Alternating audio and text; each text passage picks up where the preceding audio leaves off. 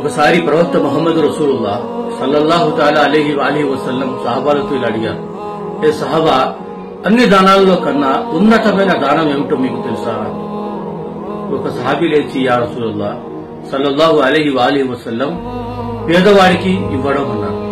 ప్రవక్త గారు కాదు అన్నారు. మరి ఇంకొక వ్యక్తి లేచి, యా రసూలుల్లా బాటసారులకు ఇవ్వడం అన్నారు. ప్రవక్త గారు కాదు అన్నారు.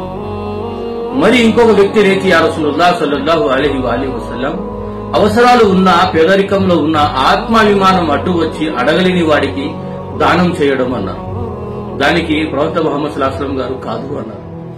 మరి ఇంకొక వ్యక్తి లేచి, యా రసూలుల్లా సల్లల్లాహు అలైహి వసల్లం, అల్లాహ్ మార్గంలో అల్లాహ్ ధర్మం గురించి యుద్ధం చేసే వీరులకు ఇవ్వడం అన్నారు.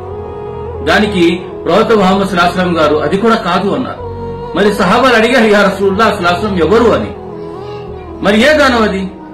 మరి ప్రవక్త ముహమ్మద్ రసూలుల్లాహ్ సల్లల్లాహు అలైహి వఆలిహి వసల్లం తెలిపారు, మీ బంధువులలో పేదరికంలో ఉన్న వ్యక్తి, మీరంటే నచ్చని వ్యక్తి, మీరంటే కిట్టని వ్యక్తి, అటువంటి వ్యక్తికి ఏదో విధంగా అతని దాకా ధనాన్ని చేరవేయడమే అన్ని దానాల్లో కన్నా ఉన్నతమైన దానమని ప్రవక్త ముహమ్మద్ రసూలుల్లాహ్ సల్లల్లాహు అలైహి వఆలిహి వసల్లం తెలియజేశారు.